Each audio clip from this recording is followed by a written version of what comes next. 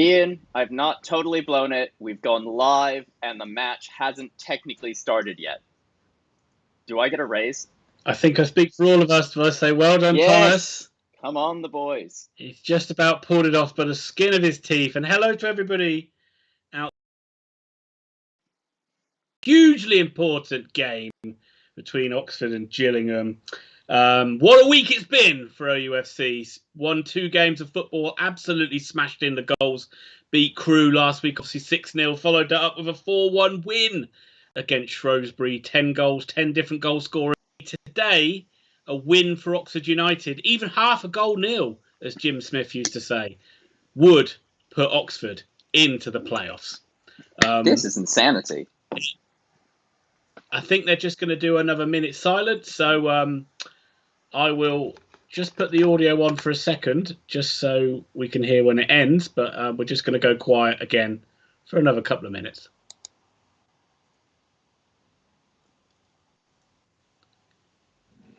It's not started yet. There we go.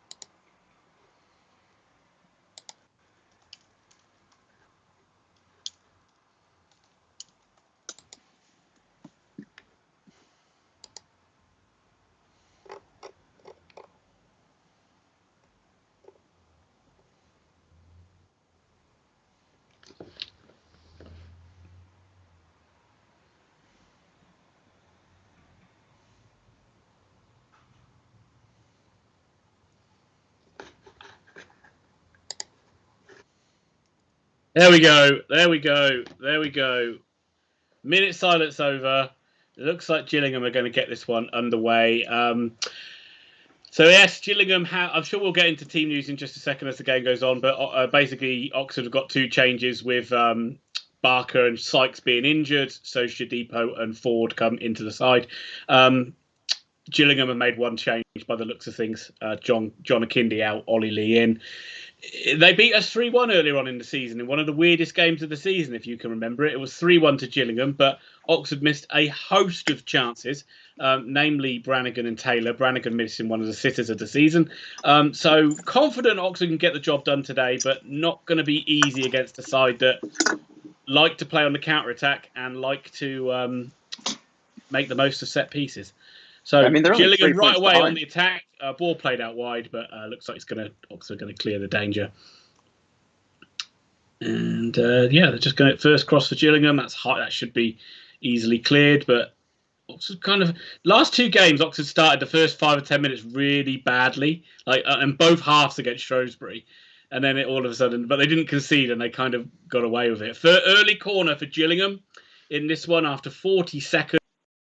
So Oxford, please be switched on so you don't go a goal down, so we're not chasing this one, because you will see that Gillingham side clam up like a clam, you could say. Clam up like a, indeed. On Clam terminology Tuesday is already all over the shop. To the back post, but it bounces off his head and goes wide. Do you know Rob Atkinson's actually scored on Tuesday night? Did you bet on it? It did not. He was 66-1 to get the first. He did get the first goal. He was 66-1 to get the first goal. That'd have been pretty good money. So that's it. Let's say it was an unbelievable run of 10 goals, 10 different goal scorers. So everybody apart from, I think, Aji, Shadipo, Sykes, kind of filled their boots. Really. Ian, let's say hello to Robert Allen, Matt Urankin, Grandstand Betters, Neil SD, Lord Lucan, good old Blackpool Matt, Ryan King, and PJ Simpson, and Dead Gabriel. I think the person we have to address first is Matt from Blackpool. What a result for you today, my friend. Beating Sunderland by a 1-0. Sensational scenes. You must be... Oh, well, I don't know what to say. The only word that comes to mind is cock-a-hoot. Indeed, cock-a-hoot. Yeah, Blackpool really solidifying their playoff run now, aren't they? crazy results. Yeah, they had two kind of shitty draws, so they needed that one. And what a game to do it in, really. Sunderland fans back into meltdown. Is that 3 losses on the bounce now for them? 3 losses on the bounce. Yeah. Ian, what is your score prediction for this game? I think I did 3-1 Oxford. Just why not? I'm going 2-1 Oxford. Neil's gone 1-1.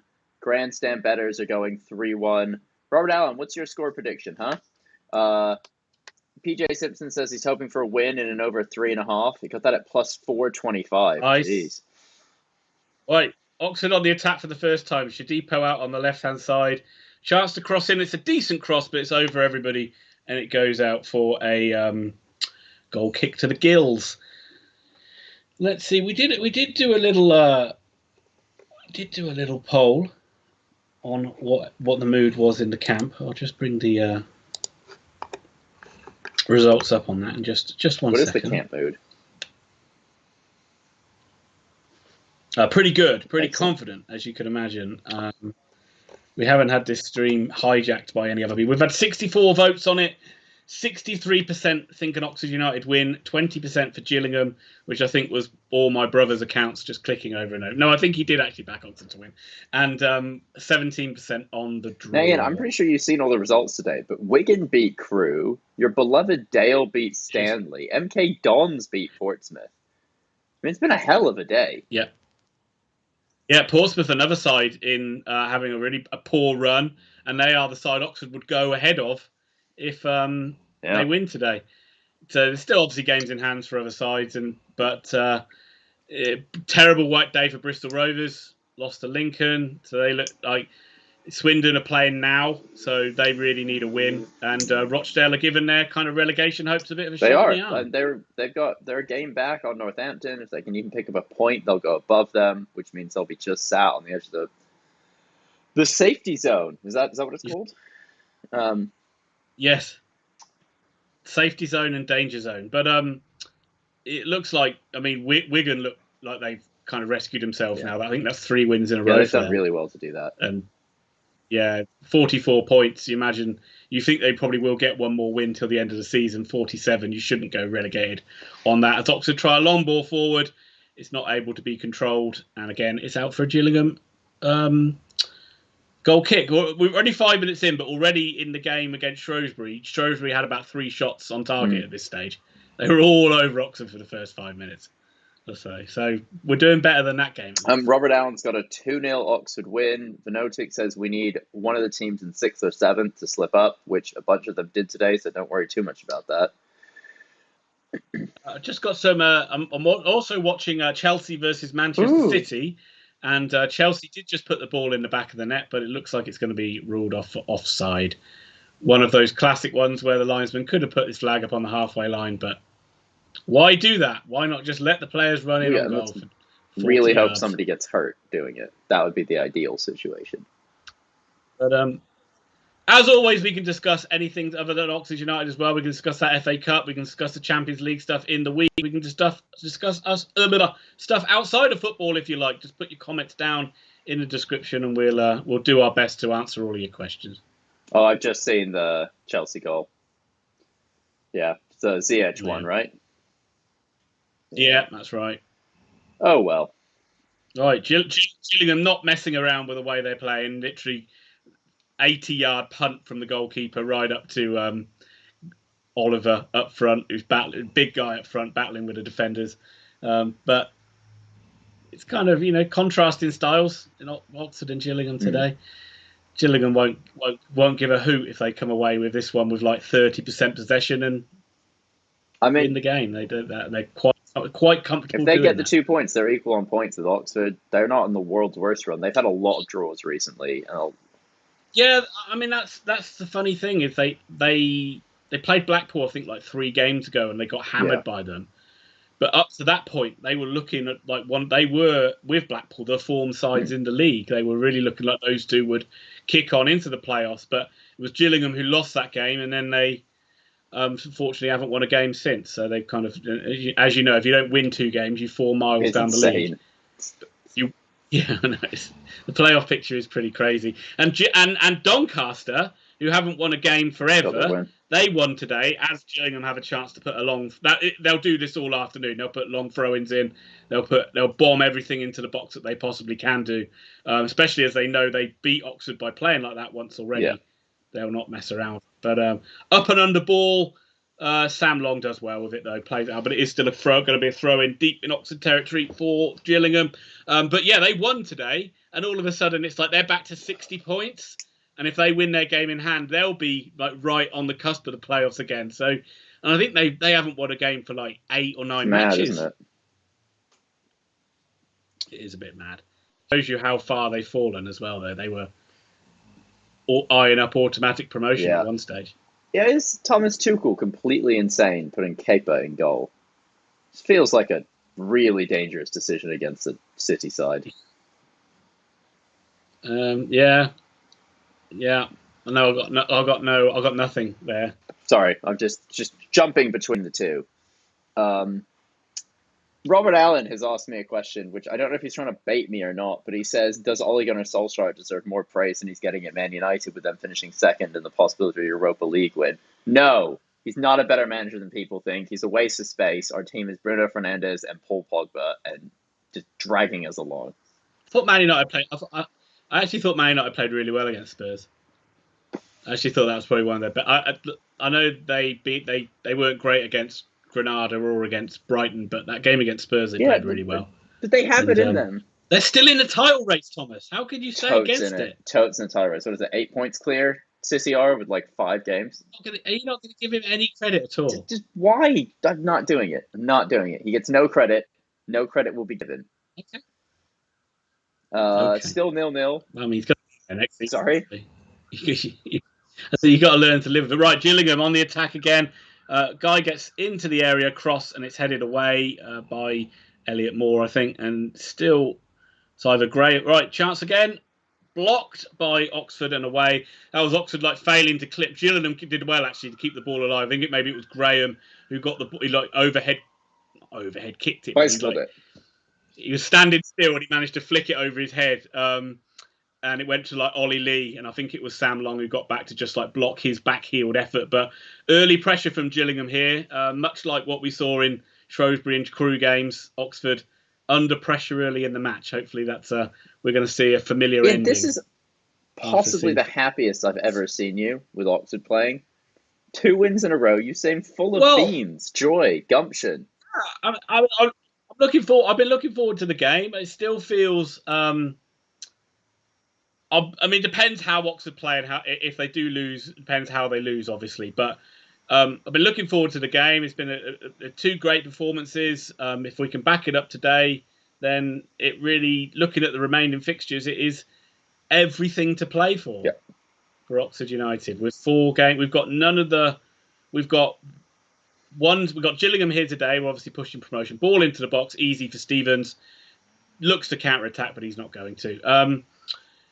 Got Gillingham today, who are obviously fighting promotion. We've got Wimbledon on Tuesday, who still have some lingering threat of relegation, but they've kind of steered away from it. And after that, we've got 3 games against Shrewsbury, who we've just beaten, Plymouth and Burton.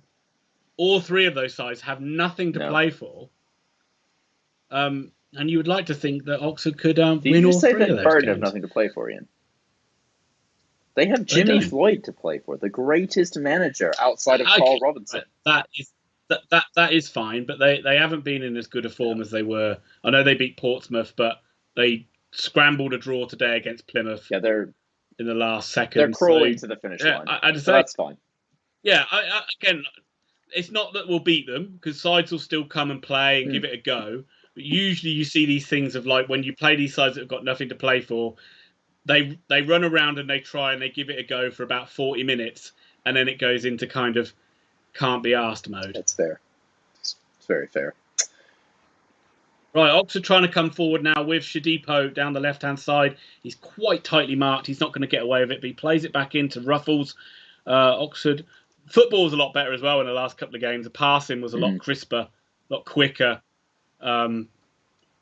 Which is, a sign of them scoring goals and having confidence. But hopefully that'll be a case today, and we won't see all those kind of either 60-yard balls pumped over the top or slow meandering passing along the back 4 or 5. I am hoping that Oxford scores 7 goals in this game, and I think they can do it, Ian. I think they can do it. Yeah. I think everybody would be delighted. I think everybody would be just as delighted with a 1-0 own goal in the last minute. Very quickly, let me just thank all of our Patreon subscribers. We have 7, but we got to thank David Stenhouse, PJ Simpson, Matthew Bowden, Robert Allen, and Matt Urenko, Grandson Betters. Thank you so much for supporting us on Patreon. If you guys are enjoying this and the channel, the Patreon link is in the chat. For as little as like £3 a month, you can support our channel and help us to do this and get me into the actual streams, because I've been terrible for the last 2 weeks. Sorry about that, Ian. But yeah. 2 weeks? Just 2 weeks? Okay, 3 years. Okay, that's good. Okay. Again, very, very, very direct football from Gillingham. They've got it down now and trying to play it, but no doubt they'll try it. Yep, they go long again into the middle. It's cleared away by Oxford. This is quite unusual to see a side play like this. I've got to say, you don't see many sides being quite as long ball as they being. Do you think Oxford are good at dealing with teams that play long ball? I think they're a lot better than they were when they first played Gillingham. I think they were all over the place. I think we've got our strongest back 5 with Stevens and the back 4. So I'd think that they would be decent at dealing with it. But again, it's a constant threat. Yeah. It's constantly going to ask questions of them all the way through the game. Long shot from Oxford. Just whistles just past the post. It was quite goalie didn't look too troubled by it, but it was hit well. We'll say that. It's going to be a constant threat, and they've got to be switched on for the whole game, because they won't stop doing it. They won't suddenly switch to playing passing football or anything like that. And you just got to make sure that you don't give anything away, any soft goals away. I was having a conversation with some local people involved in football in Oxfordshire about Mickey Lewis, Ian, and they were talking about how one of them had actually gone to Southampton's youth academy to play there instead, and didn't like the coaches and came back just because Mickey was his coach and wanted to play for him, and that they had more eureka moments with him as a team than he'd ever had as like a footballer, where like Mickey would have one word with like the left winger, and all of a sudden everything they were doing would work perfectly. So that was a nice little story that came out of my working week. Yeah, really nice. Just more floods of outpouring for a legend of Oxford in the game. Yeah, it's still really sad, isn't it? It's, I mean, you say if he still would be coaching now, wouldn't he? So that's a do you know he's been the Oxford coach for like 14 years or something obscene like that. Like the man just never stopped coaching. He was always there. He was always somewhere coaching. Yeah. Right, long ball into the box, and that one again is harmlessly wide for a goal kick for Oxford. Yeah, exactly. That was his life, wasn't it? I mean, probably from his point of view, it was all he knew what to do was football, and he didn't grow up in an era where they took any thought towards what you would do after football. Kept going. Kept doing it. It was, you're too old now. Bye. And so staying in football and coaching was probably the only thing he knew how to earn a living, and thank God he was good at it. Corner to Oxford United now, Tomaso. And what do we say when there's corners? Get your bingo cards out. Put it in the mixer? Well, that's a good one. Usually I say, chance to get the big man up from the back and to get Ian a ball Allen classic. Into the box. El Clasico.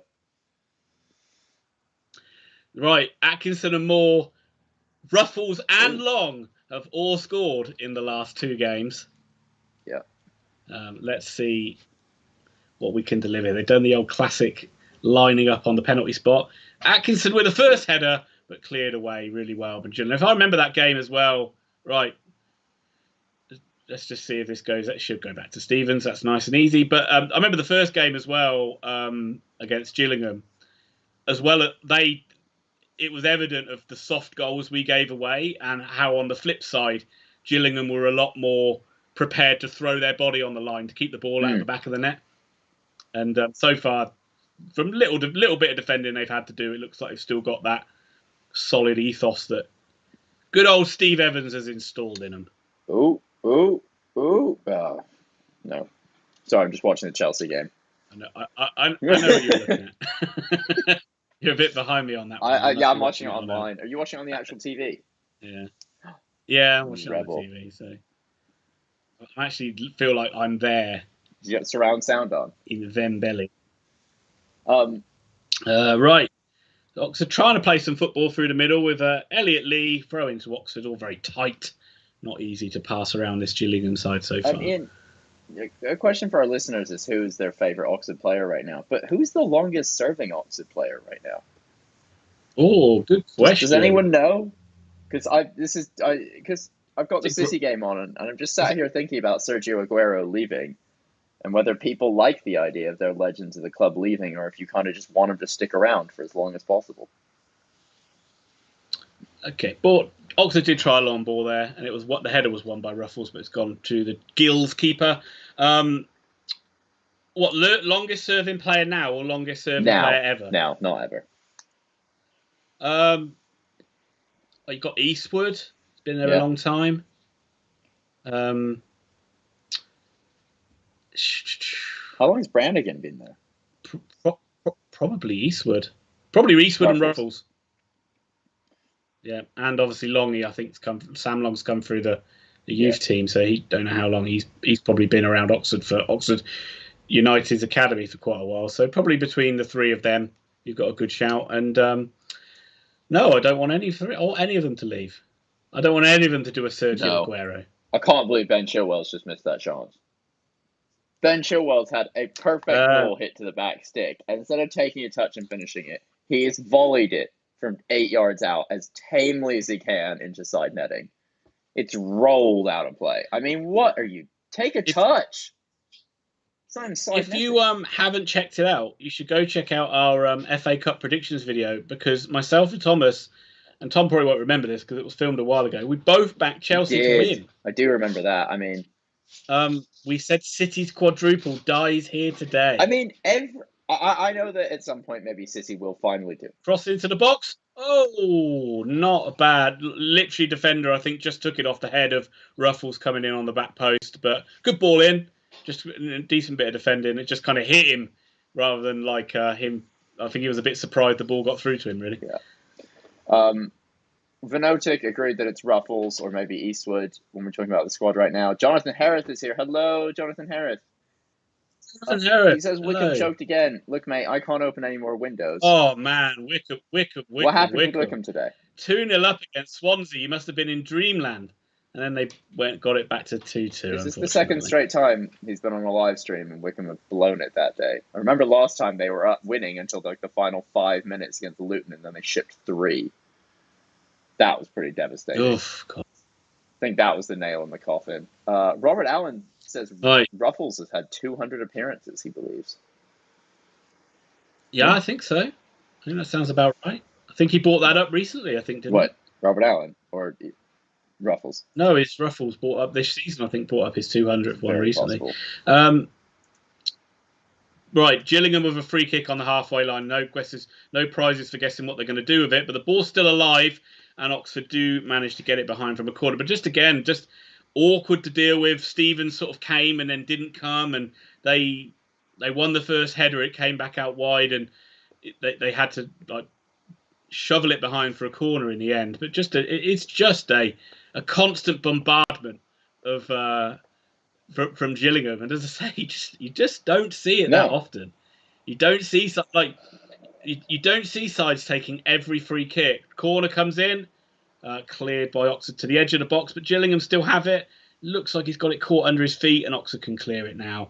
You just don't see sides, and I'll probably repeat this hundreds of times through the stream. Every throw-in, every free kick, no matter where it is, just lumping it right into the centre of the penalty area. Is Tony Pulis the manager? Is it Stoke? No. That is the Stoke mantra, isn't it? Or was the Stoke mantra, sorry, under Pulis. Just get it in the box. We've got big men. Eventually, we'll score a goal. We don't want to possess it. We just want goals. Yeah. Tell you what, Mason Mount is having a fantastic game for Chelsea. Unlike Ben Chilwell. It's only just been on 20 minutes and you're already giving him man of the match. Yeah, I'm in complete control of this. Man of the match and Chelsea to win. Do you know who's not been very good this season for City? Who? David Silva. You know what, mate? Can't remember the last time I even saw him on the pitch. I'll tell you what player actually, as Gillingham do have another chance to get a long throw in here, and of course they're going to take it. I actually forgot Ake was a City player. What, Nathan Ake? Yeah. Yeah. It was only that he played in the Leeds game. And I was like, oh, shit, I completely forgot he even went injured there. all season, hasn't he? Another one of those. Neil says, Eastwood's been at the club since 2016, but Ruffles since 2013. There we go. We've got Matt the Uranka answer. said classic Wickham. Jonathan Harris said he really was in Dreamland, but he preferred League One anyway. Jonathan, we preferred having you in League One as well. He also says that he'd be happy if Wickham become regulars on our channel. Ruffles is at 309 appearances now, 251 in the league. Sam Long is technically the longest serving as he signed in 2012, says Rob Davidson. And this is good research. I like Willie it. G is back. What about Mide Shadipo? He's got to be up there. All 12 of his appearances. But Ian, William Golder's back. William Golder's back. William Golder was very worried about you in the week, Thomas. His actual words were, these videos are a lot better now, mate. Where's Thomas? I mean, it's hard to argue with the logic that he was using there. I'm pretty sure every video that came out I wasn't involved in this week was actually coherent, instead of the ravings of a lunatic that had to be edited down. Seriously edited down. My favorite is when we're recording Premier League predictions and I finish like an 8-minute rant and you go, none of that's going in. Quality content. Golo Kante storming run. Yeah. Speaking of storming runs, that was a storming run by Rob Atkinson. He got all the way to the byline, didn't really know what to do with it, lost it, and then Gillingham took it away. So Rob Atkinson just kicked the guy. What else are you gonna do? What else are you gonna do? Gillingham have a free kick like right in the corner in their own half. I wonder if they'll try and bang this up to the penalty spot in Oxford. Coley, no players even near him. No players even they're not even attempting. There's not even a thought in their head to play a short ball or anything like that. Wimbledon 1, Swindon 0. I've just come up on my screen. Joe Pigott. Kel Surprise. How is he still at Wimbledon? Well, I mean, that is one thing. If Oxford do manage to win this today, don't think that Wimbledon away is going to be an easy game because they're in form and they're in goals as well. And Pigott is back in the goals along with a couple of other players unreal. As well. Like, he's got to be at like almost 20 goals in the year, doesn't he? Well, I mean, that's the difference. I mean, we talked about it at the start of the season. Of Rochdale got rid of their main goal scorer in Ian Henderson. And Wimbledon still got theirs, and that's like the difference between the two sides. It seems. Yeah. William Golder says he was crucified in the Yellow Blue Veins Facebook group for suggesting Sam Long hasn't had his best season. Fans, mate. William Golder says he also wasn't definitely worried Ian had enough of you. Robert Allen says the audience was in tears when I was off. I mean, and William Golder says he's just started a League Two patron support. Thank you very much, William Golder. It's extremely kind of you, and we're, specific shout out today. We've been. You don't know how long we've been picking this guy up and shaking him down for change. It's been a while. And finally, we've managed to. Thank you, William. Genuinely, thank you so much. Really appreciate it. Furlough and the last year have not been kind on everyone, so we really appreciate everyone who's supported us in any way. And you have been a regular on our channel for a while. So thank you very much. God, Ian, we've been doing this so long. Why are people still tuning in?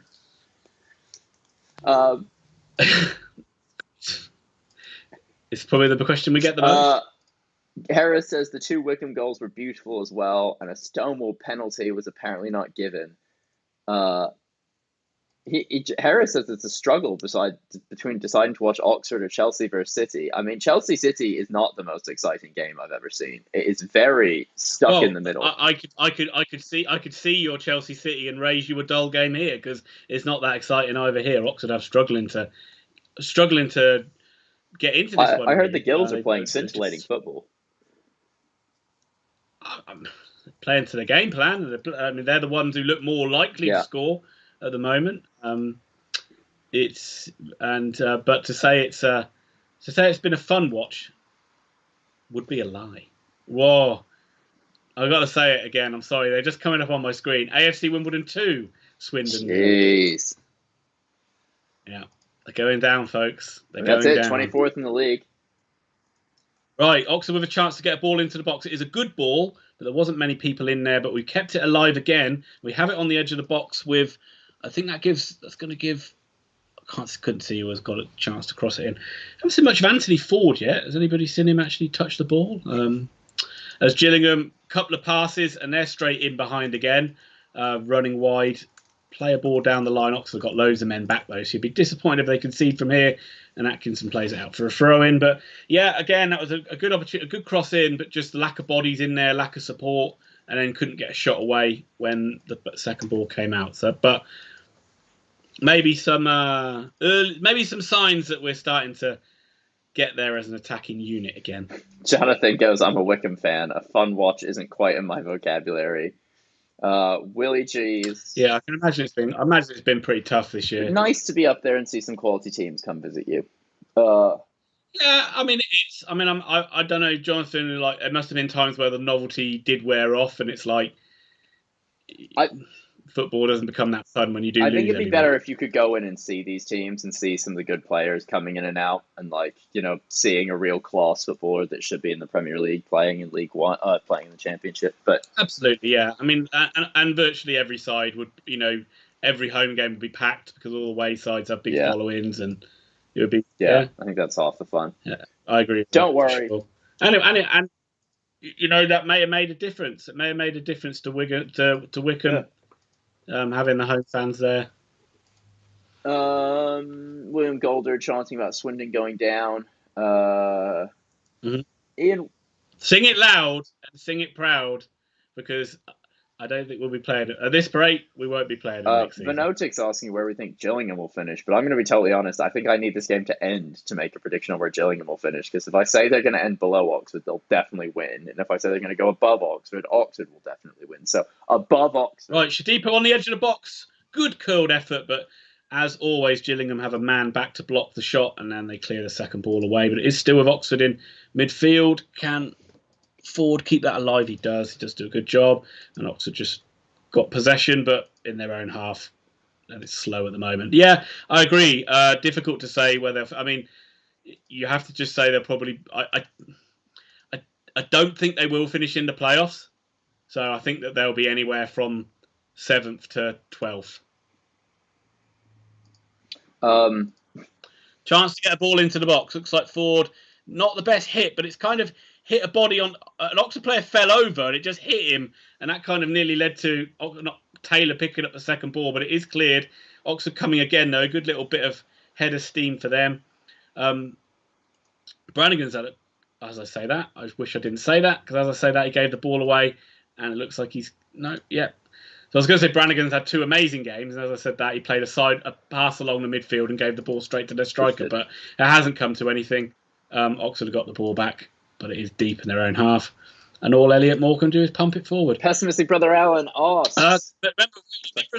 Remember as well, Oxford fans, couple of, and I'm sure you know this because I'm sure they've said it on Radio Oxford commentary, couple of ex-Oxford players in the Gillingham side of Jordan Graham and Alex McDonald.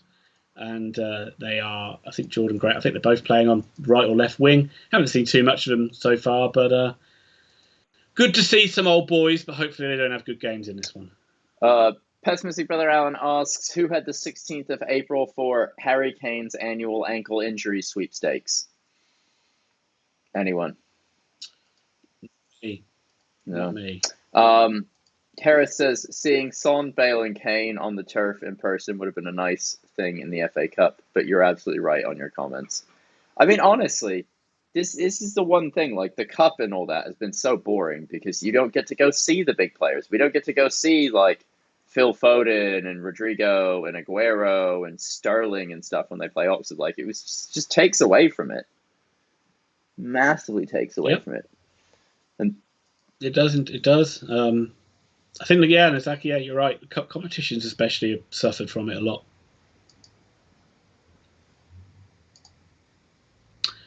Okay.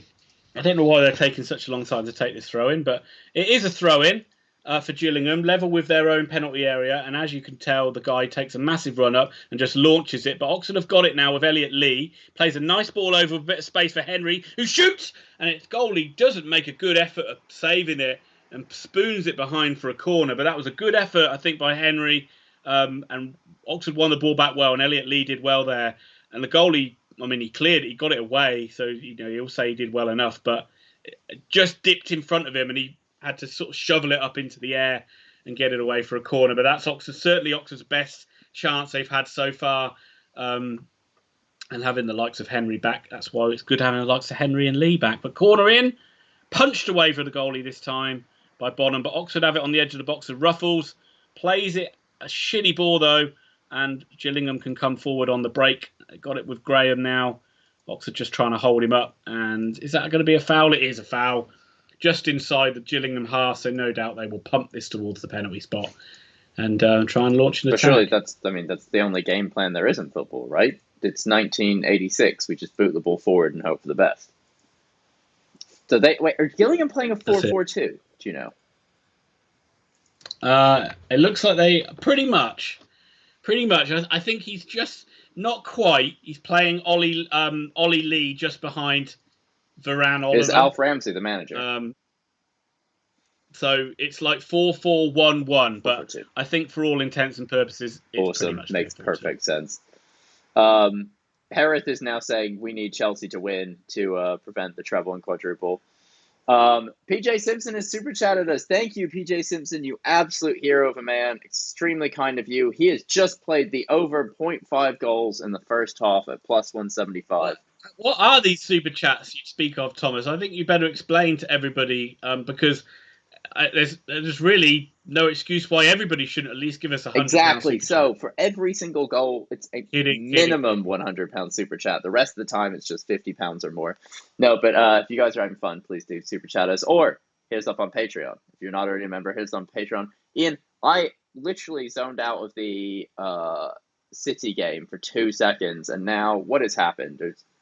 Who's mad at who in this? There's just lots of players shouting at lots of players. I just saw there was a bit of handbags, but Reece James was just has watching been the booked. Reece James is angry. The Chelsea players are angry.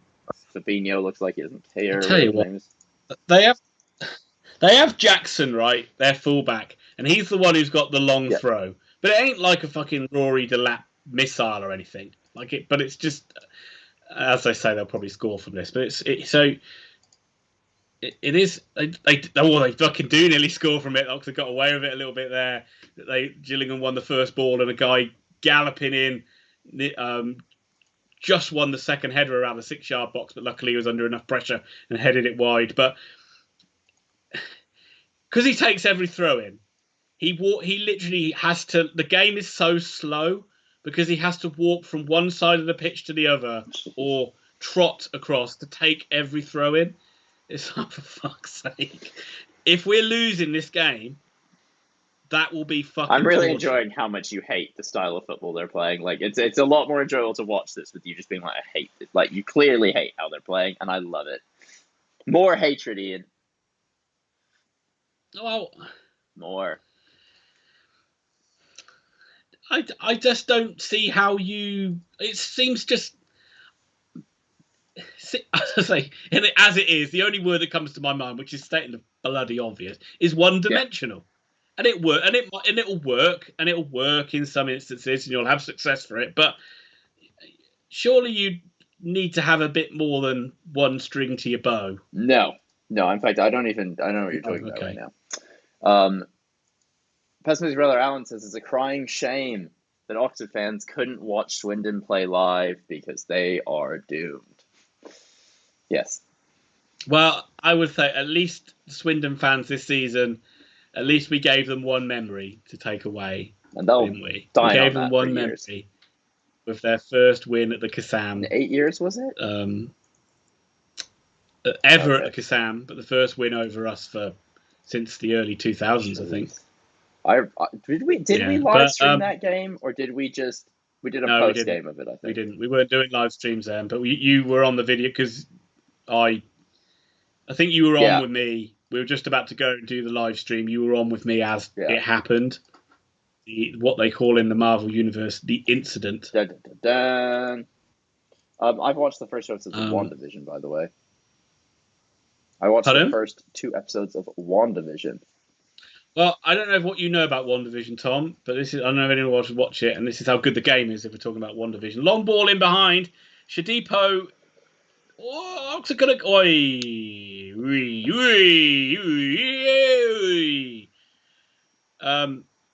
long story short, goal kick to Gillingham. Long ball over the top. Ruffles headed it into the area. Shadipo couldn't get it. Goalie ran out. Taylor slid in, got it just before him, but all he could do was put it out for a goal kick.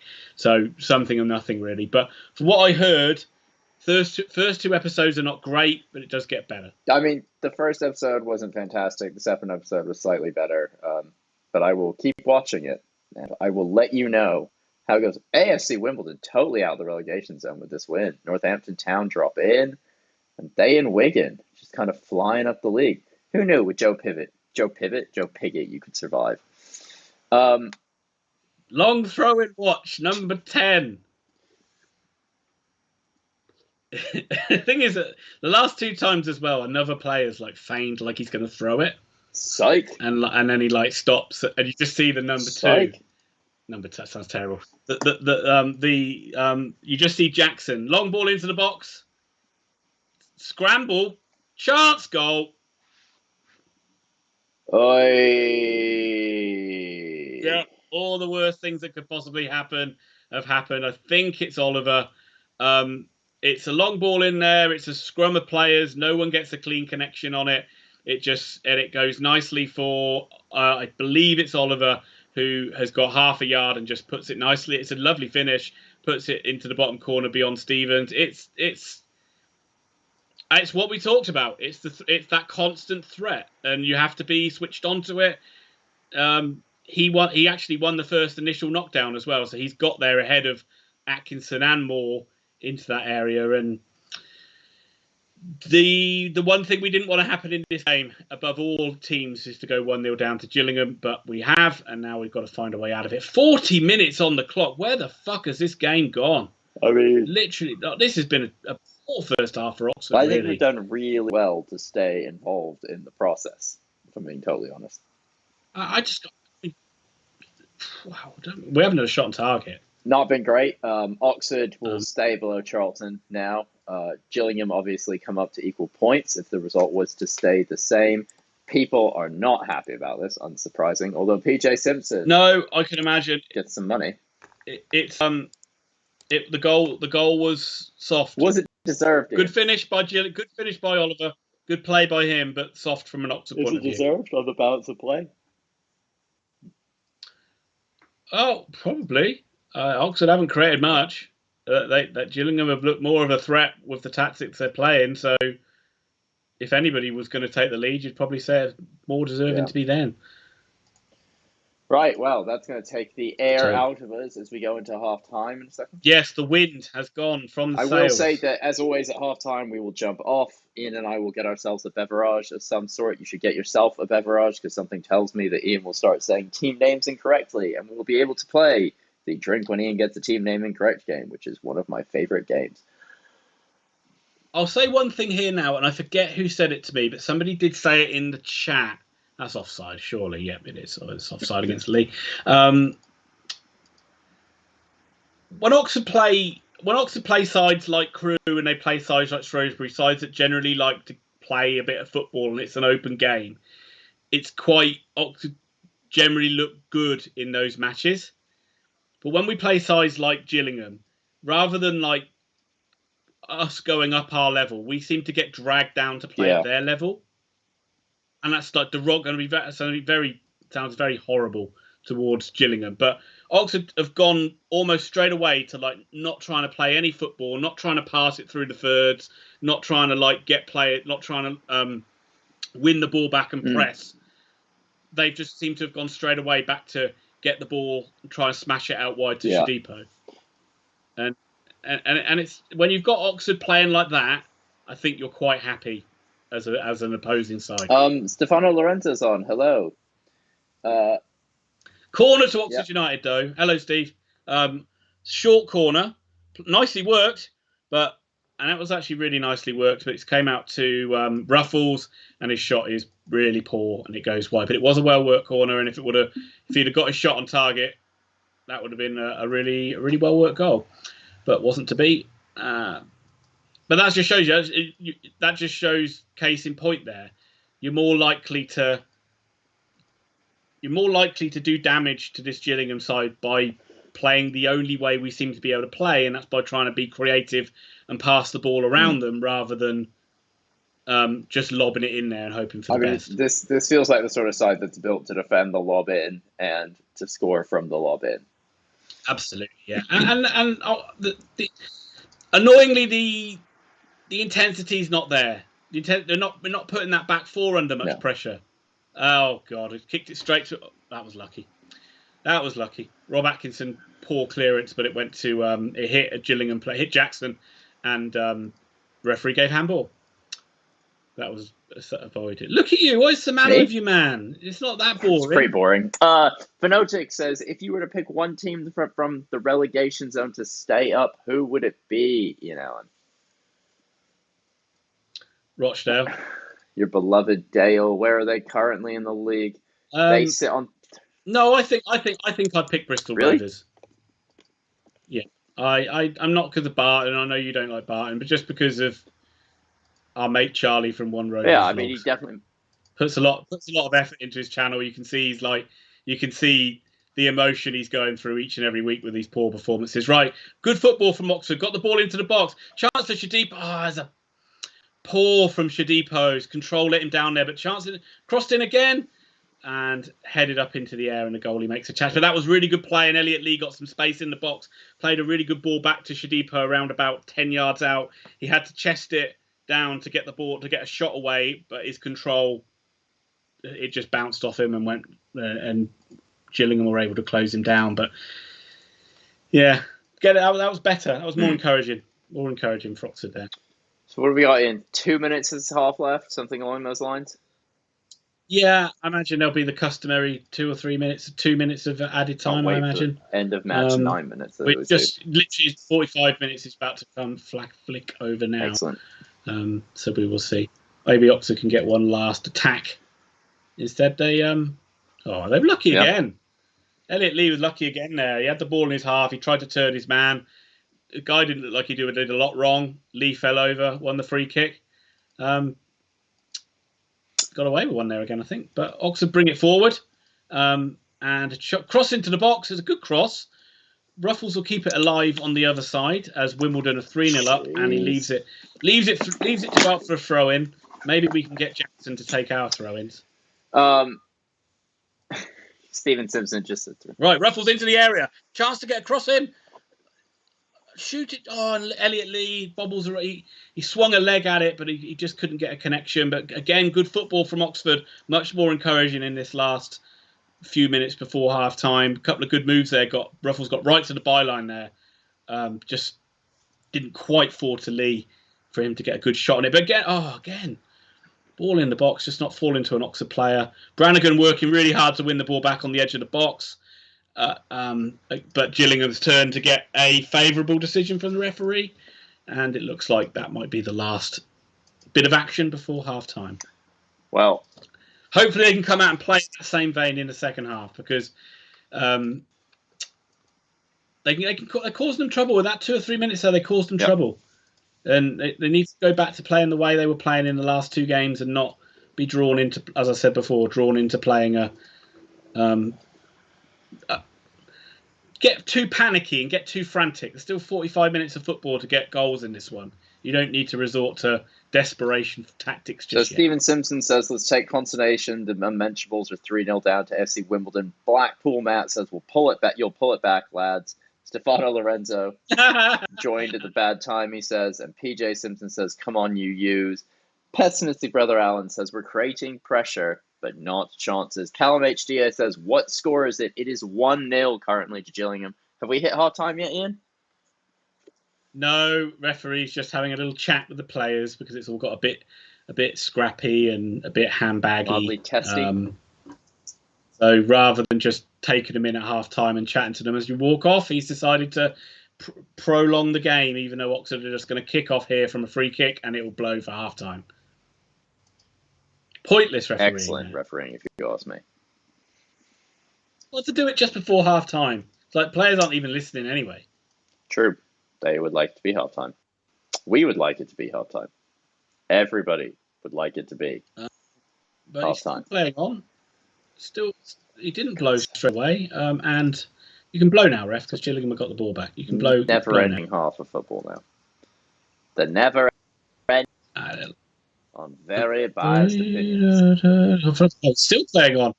Oxford do go long now. Probably needed to. But as they did, what was the fucking referee? What was the fucking that last minute? There's no point of him playing. Excellent. We are going to be. We're going to be going for 10 minutes. And then, just the whole thing of just like Oxford then he doesn't blow up when Oxford have the ball safe in their half, and as soon as they try and ping a ball over the top, he blows for half time. So well, what was the point? We are going to go. We will be back in 10 minutes. For those of you that haven't clicked like yet, please do click like. City match. Yeah, it's up to might be a minute or two that I'm behind you. It's a good way behind. It is a good way behind the live feed. The live feed. Oh, we have one concurrent viewer. Hello, concurrent viewer. Welcome back. Ian, did I tell you that Christina Allen super chatted us? Oh my Lord, she doesn't miss a beat. Saint, that woman, and she deserves a statue. I don't even know who she is. I don't know, but she super chats us all the time. So. Statue. Oxford are back out.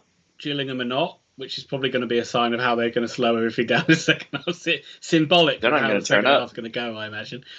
Look, poor first half. Poor game of football, really. But as I was saying to Tom, and as I said at the end of the first half, what's frustrating is Oxford got dragged down to play a game Gillingham wanted to play rather than going out and playing a game Oxford wanted to play, which is what we saw against Shrewsbury and against Crewe. And Gillingham eventually took advantage of it. I mean, if it's not one load into the box, it's going to be they'll get you eventually with the 10th, 12th, 15th, 20th, how many ever times they need to do it.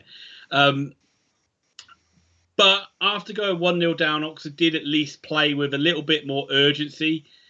As frustrating as that is, at least they did show it, and they created one or two good opportunities in the second half. So hopefully the penny dropped with the players that is the way we need to play. That is the way we always need to play, because it's the only way we can play. And rather than get frustrated and get annoyed at every time a Gillingham player takes their time taking a set piece, Oxford just need to stay focused and keep playing their football and be patient. And you don't have to score a goal in the first 5 minutes here. You've got a whole half of football to get back into this one. They've outshot them. They should be able to create something here, Like they really should.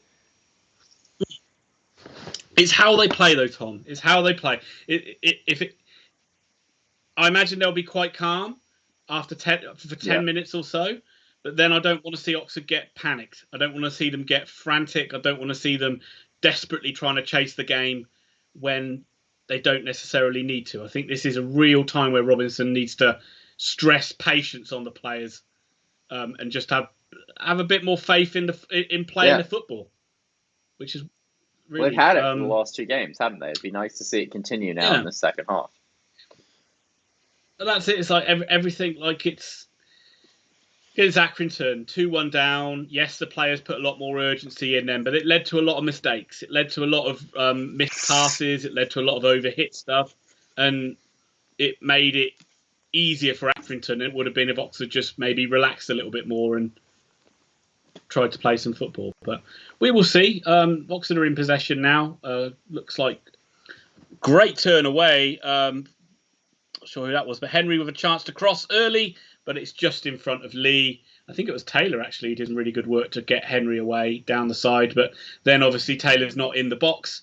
And Henry overhit the ball for Lee, and Shadipo wasn't there at the back post either. But encouraging signs early doors for Oxford. That is a good start, at least in the first minute or so. Lord Lucan says, Gillingham now have the sun in their eyes. They won't be able to see a thing. Ian, is this going to affect the game? Thoughts? Who knows?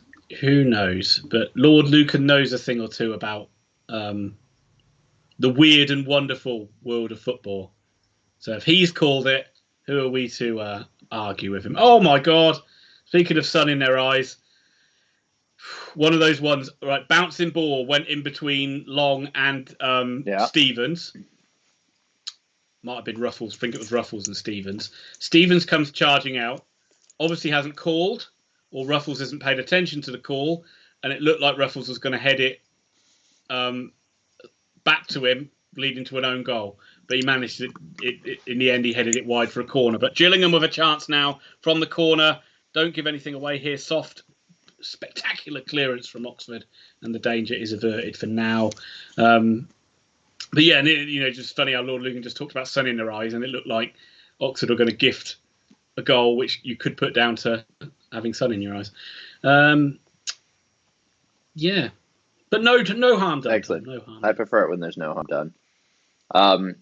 On my stream, Gillingham on the edge of the box again. No chance to shoot. Well blocked by Elliot Moore. Oxford battling. Oh, that got to be no foul on that time apparently. Gillingham again got the ball wide. Chance to cross. That should be out for a goal kick to Oxford, and it is. So, lively start. I've got the Chelsea Man City game. It's finally kicked off. I'm in the 46th and 1/2 minutes. Where are you at, Ian, in that game? 51 wow, minutes. That's a 5-minute swing. Yeah, it was 50 minutes and 52 seconds to be fair, but so 51st minute. Yeah. Right, Oxford trying to pass it out from the back now.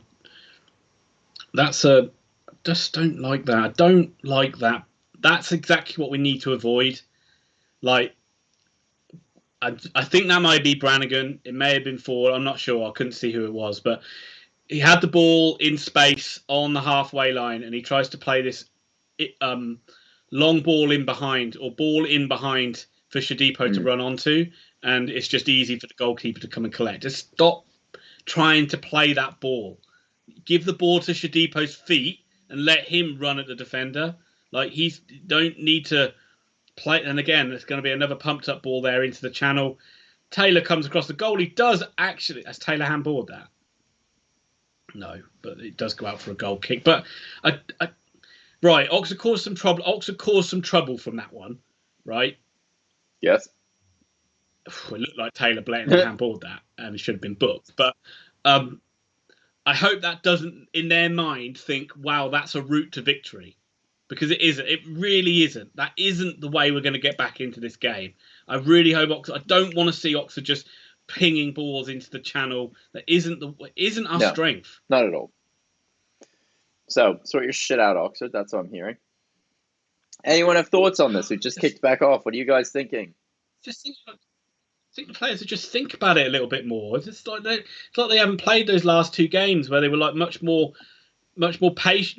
Not even much more patient, but they were much more eager to just get their foot on the ball and try and work the ball out wide. So when you get a chance to cross, you've got two or three people in there. 100%. What is everyone else thinking of this game? And please, while you're on the channel, please do just, at a minimum, click the like button. It helps out immensely. It gets the stream out to more people. We really appreciate you doing that. So please do, if you get a chance to do that. It's still 0-0 in the Chelsea Man City game, which is, it is pretty boring. I don't want to hear all this stuff about tactical geniuses. This is nothing happening. Nothing is happening. Yeah, it's a game we thought Chelsea would try and play, isn't it? I mean, it didn't take a bloody rocket scientist to work that one out. It's like Tuchel's not going to be able to go toe-to-toe with City, so he has to play to his strengths. Right, Oxford give the ball away, and Gillingham have a chance to counter-attack. They're down the right-hand side. It's like 3 on 4, but they're into the box. good chance, but I think that's behind everybody. Gillingham have got the ball, but that was fortunate for Oxford that cross was low and it went behind everybody advancing in. A bit of an Oxford cross, that one. But Gillingham still have it, but they're going backwards now. And I imagine Oxford will win this ball back, which they have. And it's back with goalkeeper Jacques Stevens. Pessimistic Brother Alan agrees with you, Ian. Says the team seemed jittery and they're making daft errors. They're when you play, no, it's another error, and they're in behind. Gillingham are in for 2-0. He's missed a sitter. He's missed an I think Jack Stevens made a good save actually with his feet, but that is, I think that is Long playing a ball back to Elliot Moore. He's completely mishit it, and which is a rare mistake for Long, to be fair to him. But he's completely mishit it under pressure, and it's gone straight through to Oliver, who's one-on-one with the keeper about 10 yards out. Stevens does a good job of coming out. I hope he's not injured himself, but it looks like Jack Stevens saved us there with his legs. Well done, Jackie. Oxford have got a corner to defend rather than being 2-0 down. Jack Stevens, hero. But Physio's on now looking at Stevens. Pessimistic Brother Alan also says it should have been 2-0. Jonathan Harris says, and he says, let's go Chelsea. Yep. Grandstand Betters, big shout out to them very quickly. If you guys are interested in betting advice, go over to Grandstand Betters. They have a fantastic website, a great YouTube, of which we generally participate in once a week. MLS slate is off today, so please go have a look at them. And if you guys like a good tipster website, they are the people to subscribe to. And there's also a video we do of them every week that's live on their channel now. So if you want, I've seen it already. Don't worry. That was pretty much like the goal in the first half, wasn't it? It was disallowed. It was just onside this time. If you're interested in some bets for tomorrow, with Grandstand Betters every weekend, we do our tips for Sunday. We do 4 bets that we think will win you money on Sunday. So if you're interested on that, go over to their YouTube channel and check that one out. We're doing pretty well with it. We average. I think we're generally up on the picks. Yeah, I mean we had a fantastic start. We went 6-0, didn't we? Yeah, me and you. I had a poor week the other. I had an all right week last weekend. Stevens is back on his feet. Corner to Gillingham. They play it short. It's deflected off Shodipo and behind for another corner. So. What is the goalkeeper doing for that Chelsea goal? Good that Jack Stevens is all right. Keeper's just come completely out of position. That's nuts.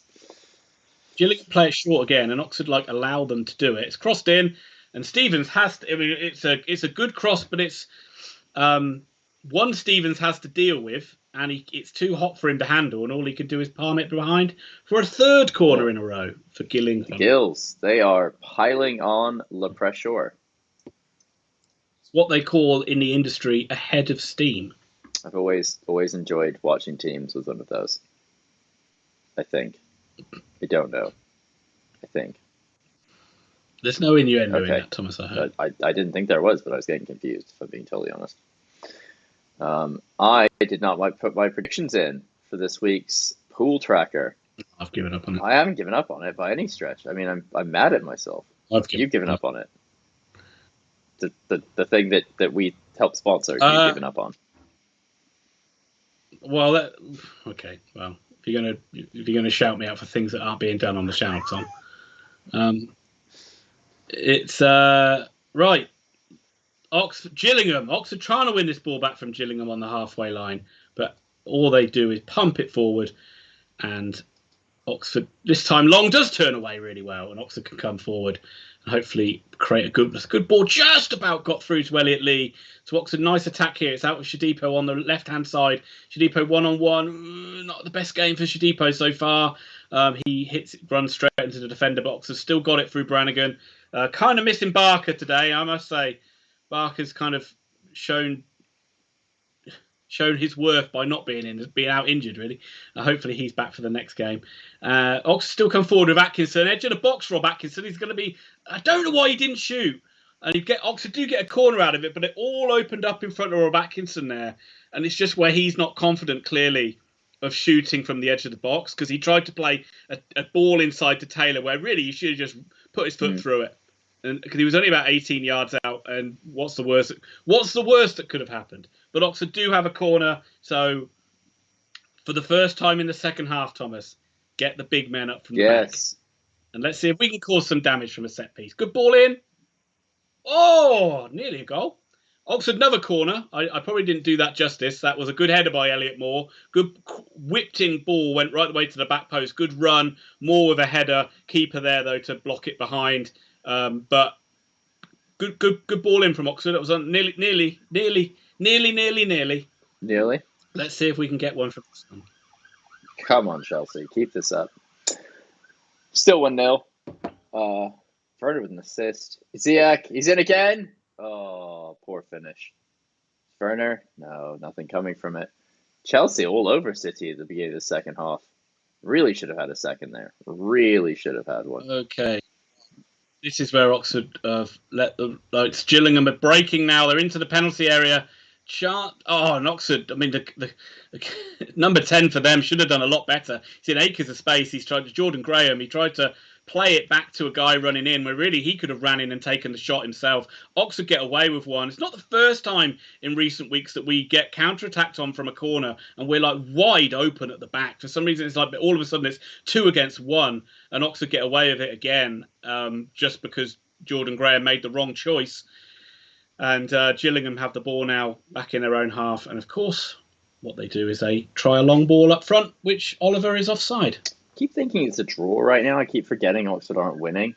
Need to get a couple goals still. Yeah, I say it's been a game. It's not been an exciting game at all. It's not. It's easy to forget that you are 1-0 down. We need to. But Oxford, long with a chance to get in behind. Good ball back, but it's going to be cleared by Gillingham. Can Oxford keep the pressure on here? They can. And Henry's won the ball back. Right, Ford, can he get the cross in? It's a good ball. It's come to Shadipo and Lee. Can he get it out of his feet? Taylor now with a chance. Comes out to Henry. And Gillingham do a wonderful job again. Again, I have to say, it looks like Shadipo is the guy who he just couldn't get it under control. He had the best chance. Great challenge by Gillingham to get back and block Lee. Taylor bundled out, gets it to Henry. But again, bodies on the line work from these Gillingham defenders stops Henry from having a free shot on goal. It is going to be, I think, it's either a throw-in or a corner to Oxford. Good work by Oxford again. A good ball in by Ford. Just not falling to us in the same way the chance fell to Graham, where it fell to Oliver, and it fell to him where he had a bit of space to shoot. Oxford is always crowded out by the Gillingham defenders. But just seeing the replay of that, it looked like, it's unfortunate. It's hit Shadipo and then it's just not run. It needed to roll another roll to get through to Lee and he would have had a tap in, but it's just behind him and the defender makes a good challenge. But again, Gillingham's defending very good. Say hello to Elliot Williams, who says he's fed up of Swindon making AFC Wimbledon look like prime Barca, so he's watching us instead. Hello, Elliot. Thank you for joining us. Glad to have you on here. Times must be tough, mate. Welcome. Gustav. At the moment, Oxford are losing, so at least you can take some respite in that one. Gustavo Belmiro says, Brazil. Excellent. Pessimistic Brother Alan says, have we decided not to defend these breaks? By the sound of it, yes. Pessimistic Brother Alan, we have made a group decision to do that. Please, could everybody smash the like button while they're on here? By the way, we're at 14 likes. Can we get to 20, please? Really appreciate it. It does wonders for the channel. And it's where Gillingham are good. Gillingham, that's what they... Obviously, the long ball aspect of their play is really strong, and the set pieces, but also they're designed to soak up pressure and hit teams on the break. And they're good at it. And again, it comes back to Oxford just looking a little bit too frantic, overcommitting, leaving themselves open at the back. Because you go 2-0 down, feels like we're not going to get back. It's going to be a loss. We're not going to get 2 goals. You wouldn't have thought if we go 2-0 down in this one. Corner to Gillingham, though, again. So, again, more defensive work Oxford have got to do here. Just feel like if you feel like Oxford can get 1, you feel like they could go on to win it. And it kind of goes against what I said. Obviously, going back from 2-0 down is very difficult. Oh my God, and it nearly was 2-0 down again. These corners are just causing a nightmare. Gillingham winning second and third balls, intelligent runs being made, which is drawing defenders out. I'm not sure who looked like a foul in there from Long, really dragged a guy to the ground. But Gillingham keep the ball alive again. Oxford struggle to clear it, comes out to their left back, who's got a free shot, and luckily it hits an Oxford player and just goes wide. But it is not. We are not looking good against this barrage of set pieces from Gillingham, and this one is this one's going to be right on top of Jack Stevens. Oh my God! And it nearly went in again. It's another corner. This one was, as I said, right on top of Jack Stevens. Jack Stevens has run under the ball. He's nearly gets it. It nearly curls in over him. I think he just gets a fingertip on it to push it wide, and it goes out for another Gillingham corner. And of course, the guy has to trot across from one end of the pitch to take it on the other side. But this is pretty tough to watch from an Oxford point of view at the moment. So. I hope you're enjoying this, our Swindon fan who's Elliot. Yes, enjoy this. Yeah, I hope you should be enjoying this. Oxford's struggling. Gustavo Bomiro. Sorry. Gillingham. Right, a classic I follow replayer means we missed that corner, but it is cleared by Oxford. But Gillingham get it back again. Winger in space to cross. Looks like it's behind everyone, and Long can get to the ball first to play a nice ball down the line, but it's gone straight back to Gillingham again. Still 1-0 though, still just over the hour mark, still half an hour to go in this one for Oxford to try and rescue at least a point from this game. Chelsea still up 1-0. Gustavo Bomiro says Corinthians, and I'm getting the distinct feeling with him constantly shouting Brazil that he's from Brazil and he supports Corinthians. Pessimist's brother Alan says Gillingham look great on the counter, but we're causing them problems. And that, it's just the story of Oxford right now, isn't it? They look really susceptible, but they also get their opportunities and they're not scoring them. Yeah, we are struggling to deal with their attacking wise, really, with their counter attacks and with their set pieces. I'm liking hopefully Oxford can do a bit more of this. They're trying to just keep the ball for a bit, pass it around. I think that's much more. I like to see that a lot more. Hopefully, no one tries a long sweeping pass now. Just keep the ball, Elliot Lee. Well done. Thank you. And we'll try and go up through the first forward into... Not sure who that is. It might be Henry. Difficult to see. The players are quite similar. Shadipo hasn't had a great game, but he's got a bit of space to run out wide, and he chooses to do so. But he can't really he's not really got any opportunity to get in behind any fullbacks today. He struggled a little bit. Might be time to bring Aggie on. Oh, Daniel Edgington III. Bring him on. And a 1-2 between Taylor and Long and Henry not on the same page on a 1-2, and it goes harmlessly out for a Gillingham goal kick. But it was good. I mean, good play. And here we see the boys coming on now. It looks like Aggie is coming on. I imagine he's coming on for Shadipo. And it looks... Is that Sykes? Sykes was fit enough for the bench, but not fit enough to start. Things. Sykes must be coming on for Ford. And I mean, again, there's some question marks about Robinson here, Tom. If Mark Sykes has had two really good games,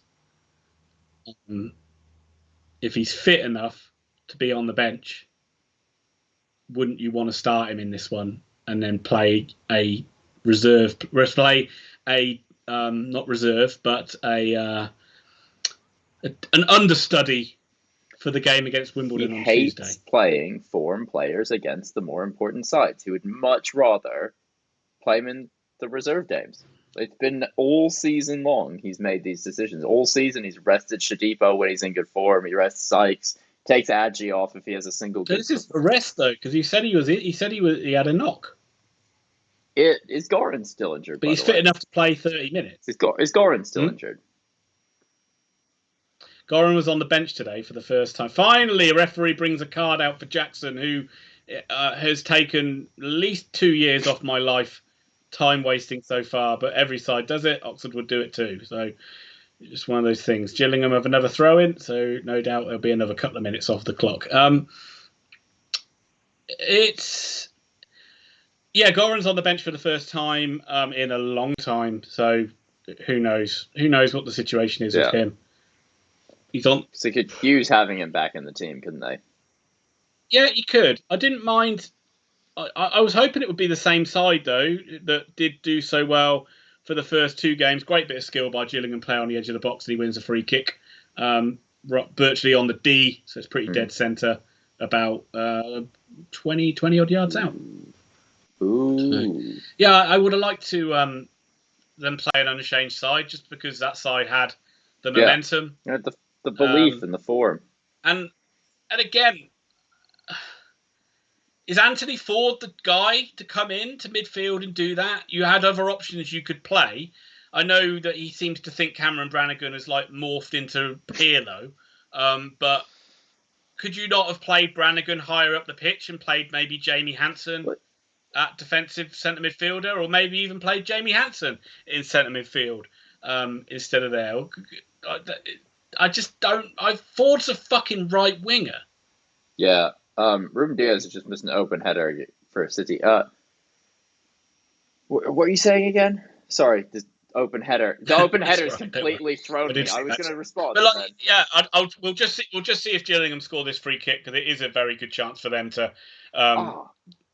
It's only about 20 yards out and it's pretty dead central, so it's one of those ones you just hope ends up in the car park.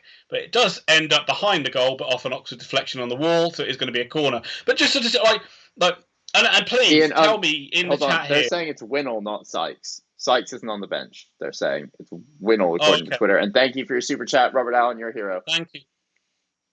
Thank you very much for saying that. I didn't. Well, okay, well that's a different dynamic to the game then. But still, anyway, my point remains the same. Like, is Anthony Ford not a winger? Like, is Jamie Hansen not a central midfield player?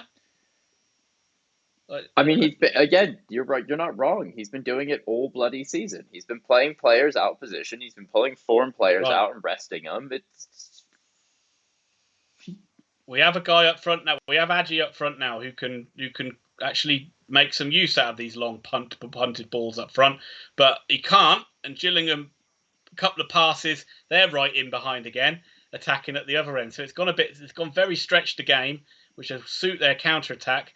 And Oxford do get the ball away. Hopefully you can get the ball down. We don't need to go long with this ball. Just keep a bit of possession. That's it. Play it to Adji's feet. He can hold the ball up nicely. And Oxford can start an attack in a calm manner rather than trying to play balls over the top. I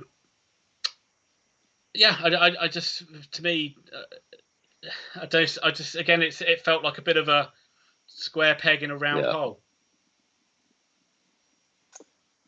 But maybe, I mean, there's a lot of people that don't really rate Hansen out there. So people would have, if he'd have come in and Oxford would have been 1-0 down, they'd have been digging him out for being useless. So I mean, pessimistic brother Allen agrees that he'd play Hansen over Ford and that he's been in good form.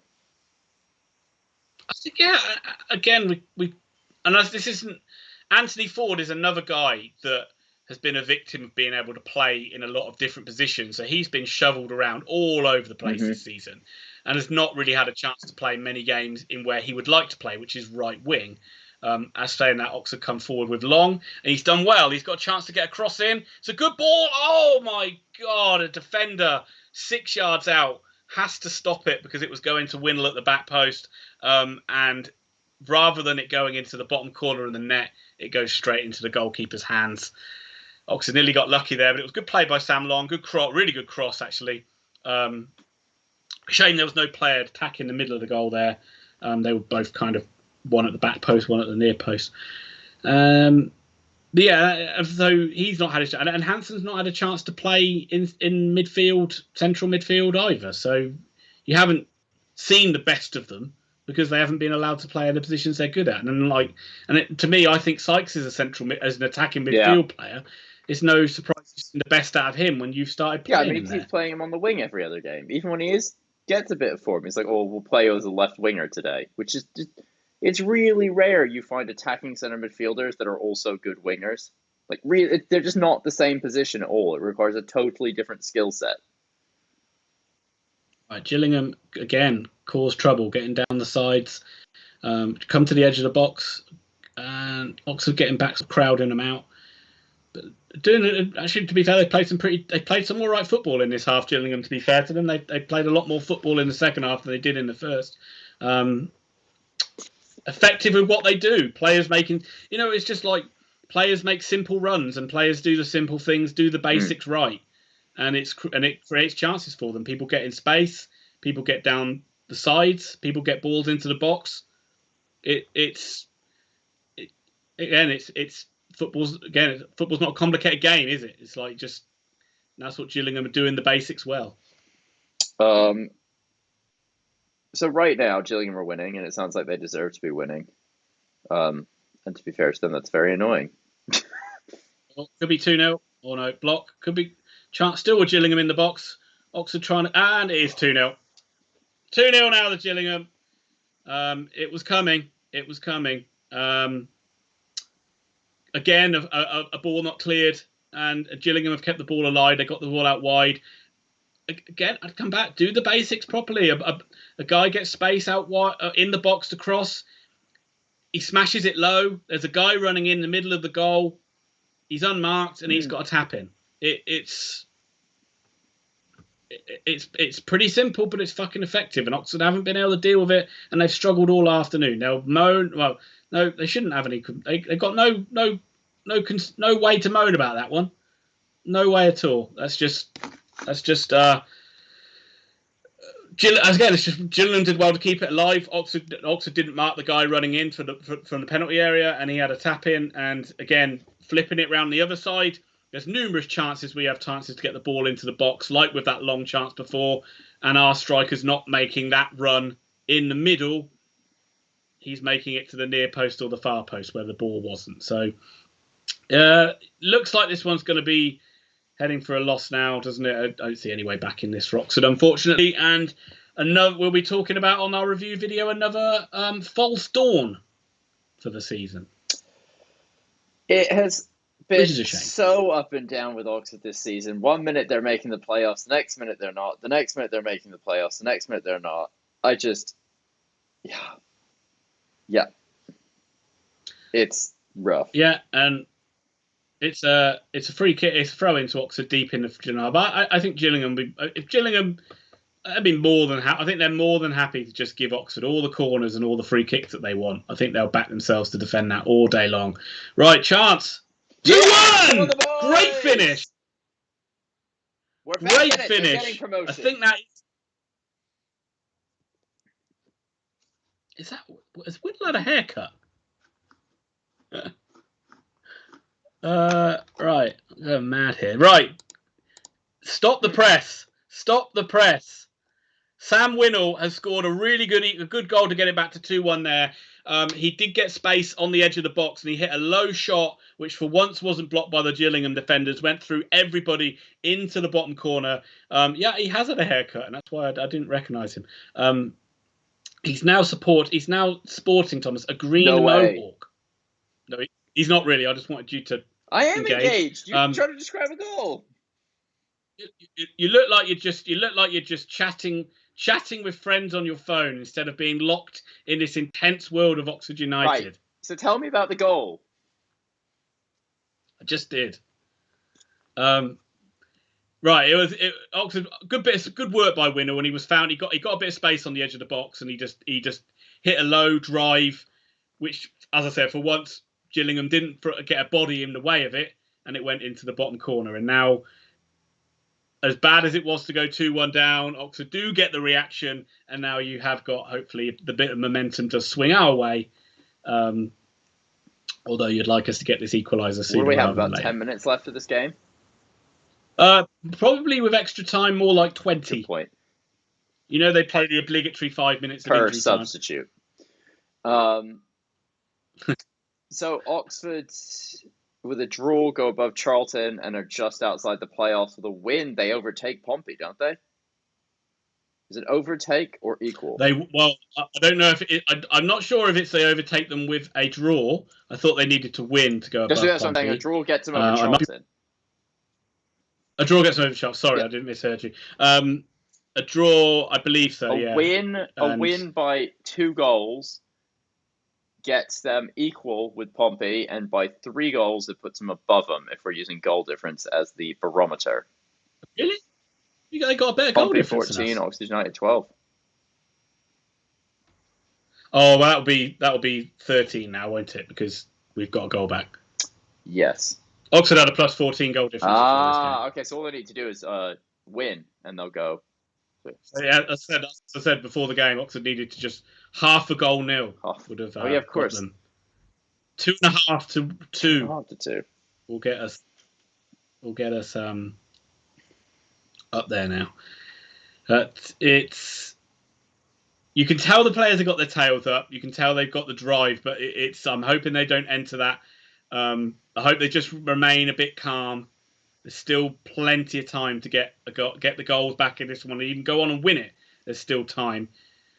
City are convinced there was a handball. Adji with a chance to run. He gets in behind, chance to cross. Well played, Dan Adji, but Gillingham do block it. But it is a corner to Oxford. Having him up there, makes a massive difference, as I said, because he's not going to give the Gillingham defenders an easy run of it. Basically. No. So are Adji and Winnell up front together?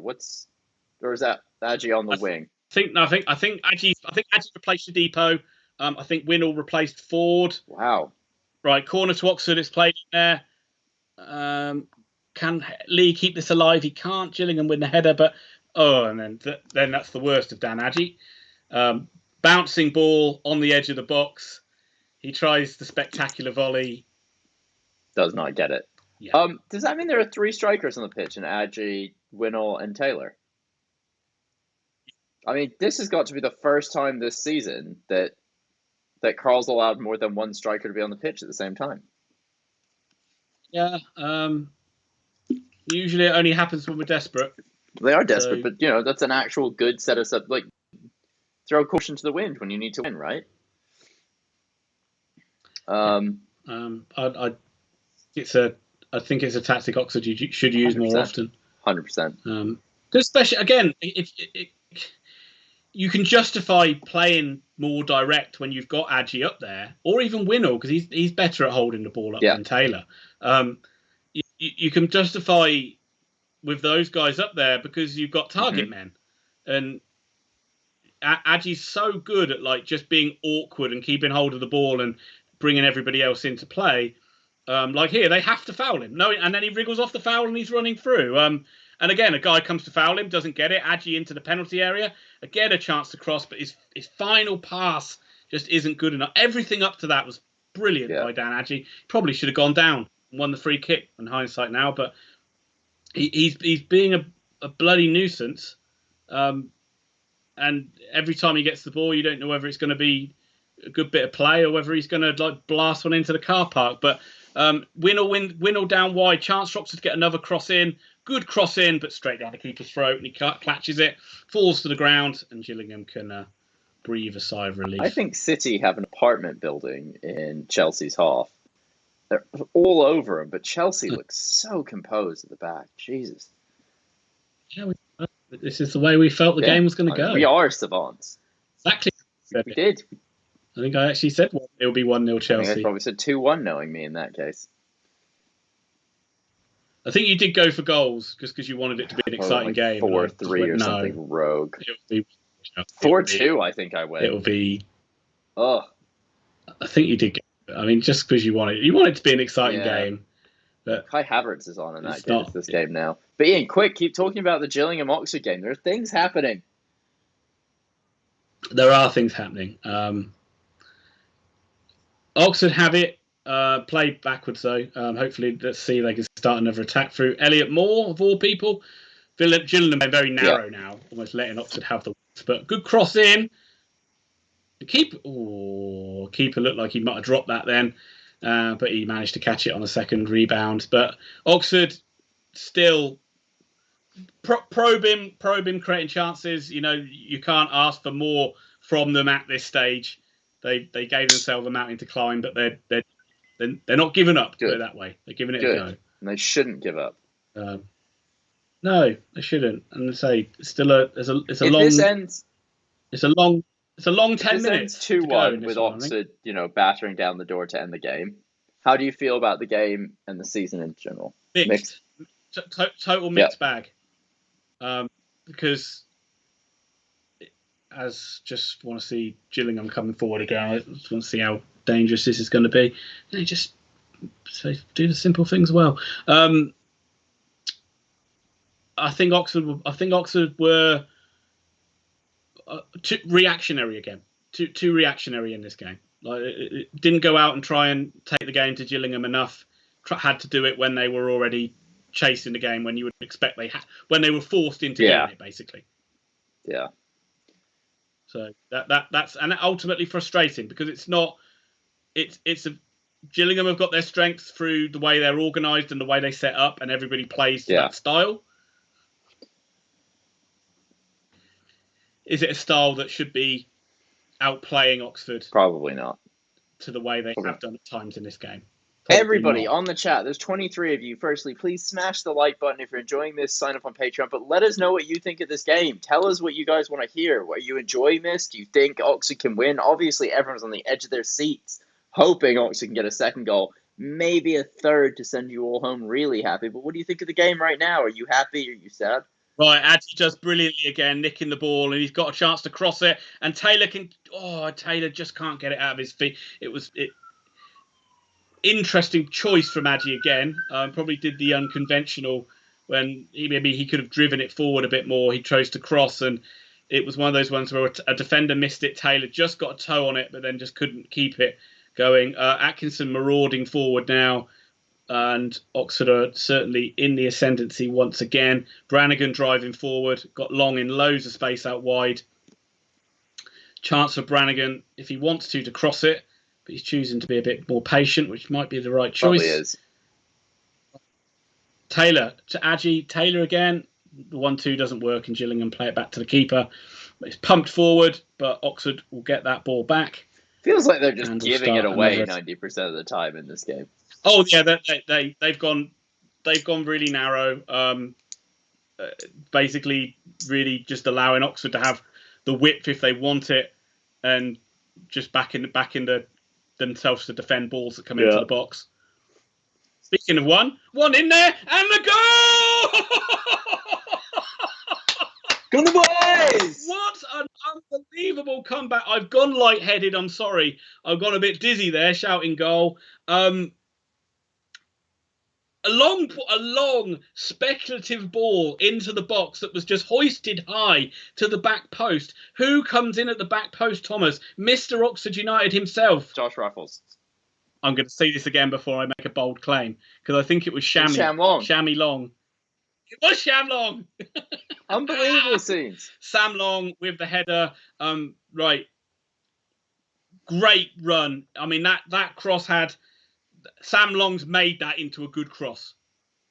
Don't give it away now, Oxford. Right, Oxford got to be strong now, and they are. Sam Long's made that into a good cross there. He's got up and he's won a ball. He didn't have a lot of right to win, and he's put it and he's produced a moment of quality for Oxford there when they really needed it.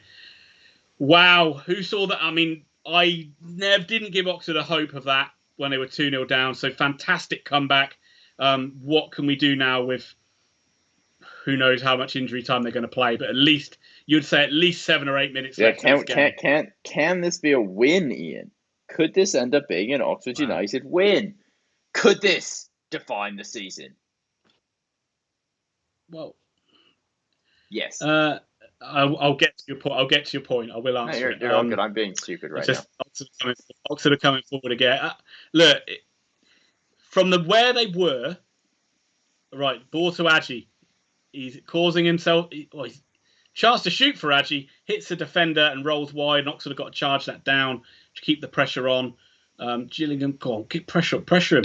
Get him. Did well enough. Gillingham throw in there. Big if, because we could still end up bloody losing this game.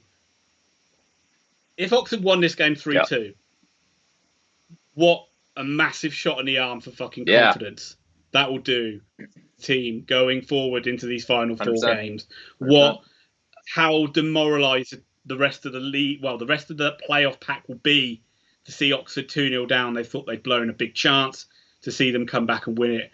At the moment, you just have to be careful that we're not going to get sucker punched again. We are playing pretty well at the moment, though, although the long balls are having more of an effect now, and Oxford are picking up the second balls a lot more. Henry to Taylor on the edge of the box, and Oxford can start. Oxford are winning the ball up high, and then they've got a chance to build while they're in the Gillingham half rather than starting from their own back line. I think I see it's out there. It's Lee. It's sort of ruffles, and it's very, very patient build up from Oxford. Everyone back from Gillingham, letting Oxford come right the way almost to like 30 yards out before they even press them. Adji miscontrols, but it goes back out to Brannigan again. Brannigan really pulling the strings in that central midfield role now. Henry with a chance to shoot from distance, who doesn't often churn that down, but luckily, I've said this before, Gillingham are out to block it, and it's away for a throw into Oxford United. But that's not a player you want to, from a Gillingham point of view, you don't want to back off James Henry and allow him a chance to shoot, because he has got the quality to ping it into the net from there.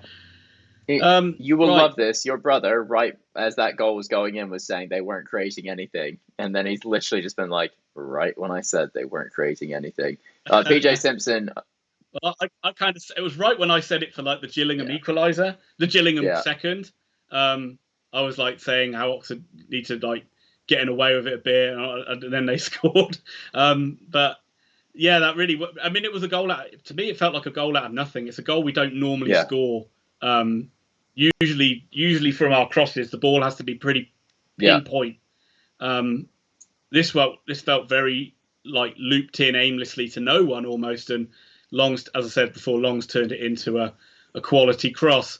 But what a season! I mean, Sam Long, man, what a season he's had. I mean, how much have we missed him? How much have we missed him when he was out injured for those few games? Just what a great season he's had. Free kick, Oxford give away a free kick inside Gillingham half. I think it probably a more lenient ref might have let it go, but the Gillingham player threw himself to the ground, as you would expect, and to try and ease the pressure. But they're not going to mess around with this, Tom. They are not messing around with this one. This is midway inside their half. Everybody's been told to leave it by their keeper. Everybody has just gone forward. This is going to be another bomb into the Oxford box from as far back. This is like the Hail Mary pass. I mean, let's go. If you're familiar with lacrosse, you'll know what I mean with the Hail Mary pass. I believe in lacrosse, that is where both teams score 4 goals back to back. It's when a Catholic priest comes in and they have to give confessions during halftime. Okay, Ian, the City game has got 5 minutes of extra time. How much extra time is there in the Oxford game? We are in the 90th. We're just coming into the 90th minute.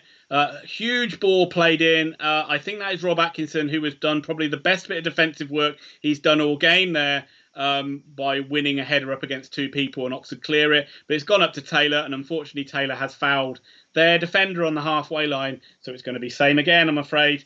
Another long ball for Oxford to face. And we've got to stand up to it. I mean, this is. I'm nervous. I'm really nervous. I'm nervous about all of these. Like, this is just inviting pressure, and they've been good at dealing with it. They win the first header, but Stevens gobbles up that ball and doesn't want to hang around. He's just going to bang that long, looking for Adji. It's miles over hit though, and Gillingham have got it back. But Oxford can't win the second ball either, and Gillingham do come forward. Hopefully we can nick it back off McDonald there. Can't, but Oxford do get the ball back. Do get the ball back now with Atkinson, and they can. I don't know how long's left, but they are in injury time now. Haven't put the board up to say 5 minutes as we thought. 2-0. I've seen Christian Pulisic, Captain America, 2-0, good goal, game over in the FA Cup. Oh no, he's offside. And now he's offside. Amazing. Oh. Amazing. Well, I'll wait on that, but that was a really exciting moment there. Yeah, he's probably offside. Balls! Oh well.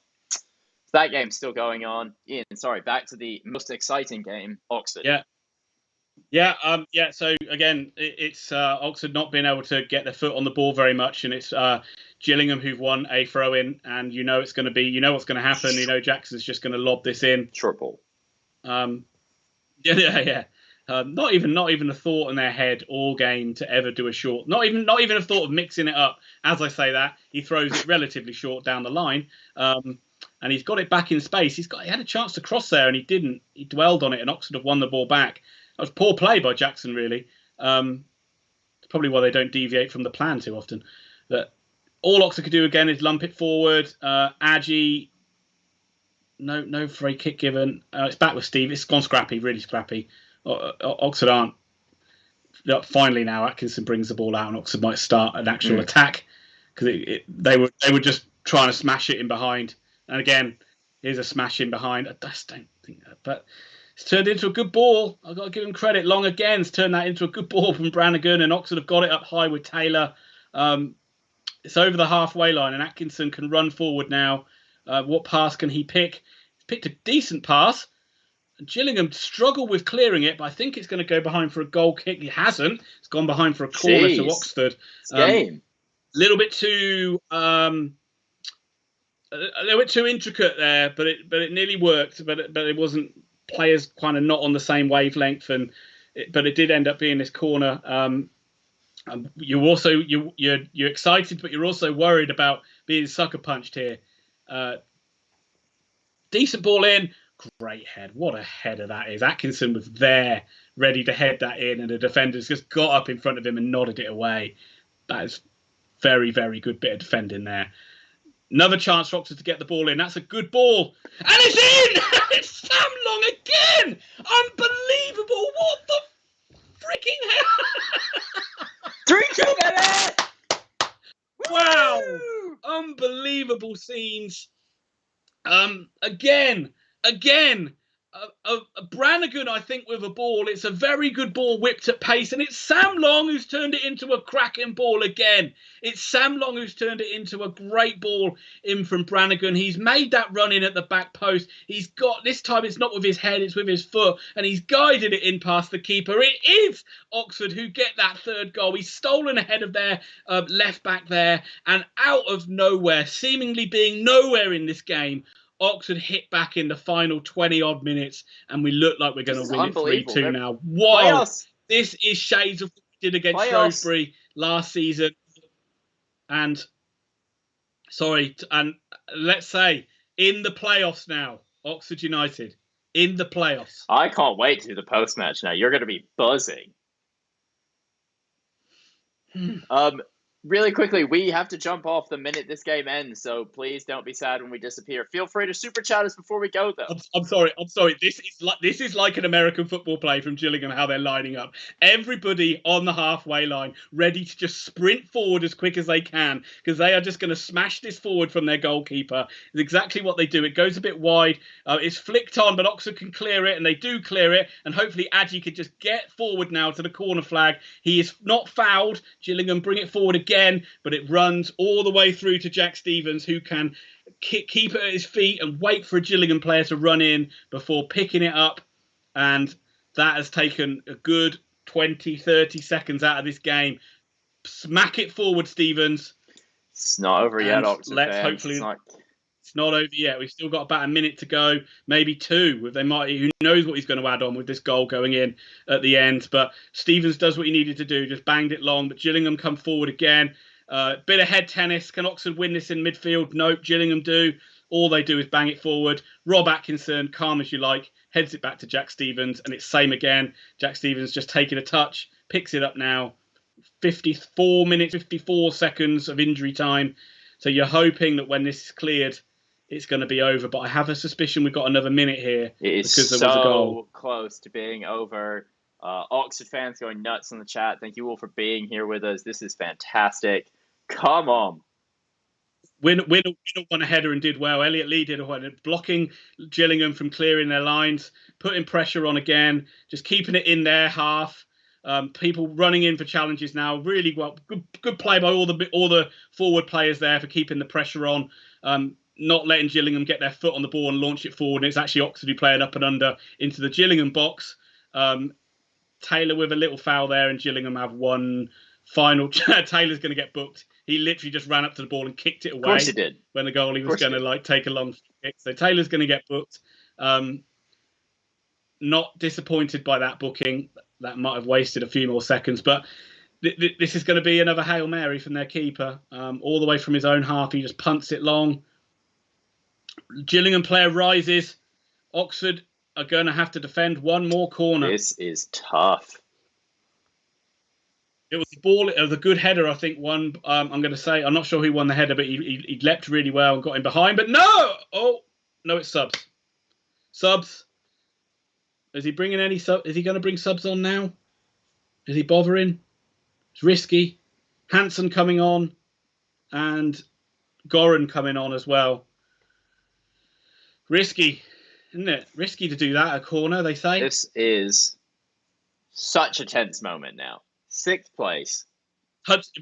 This is a season-defining moment right here. Lee and Taylor come off.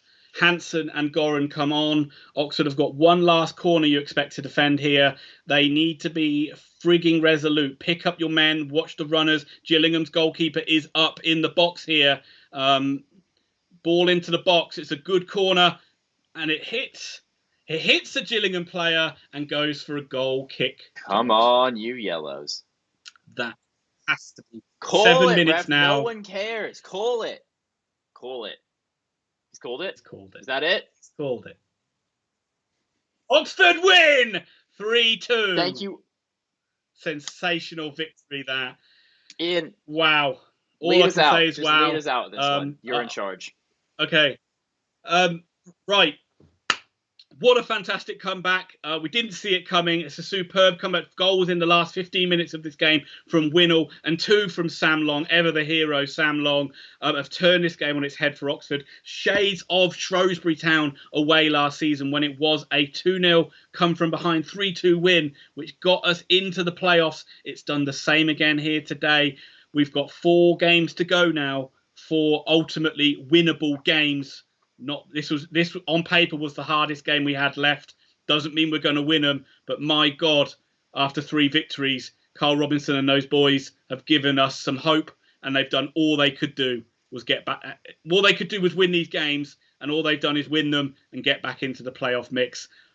What an end to the season we have. Thank you for everybody for being on the stream. Thank you for everybody that liked. Thank you for the super chats. We're going to do our review video We're going to do a review video now. Expect me to have a lot of babbling in it, but it will be up at some point this evening. So make sure you do check that one out, as well as all the content on the channel from myself and Thomas. We'll be back very soon. Have a great rest of your evening. See you soon. Bye.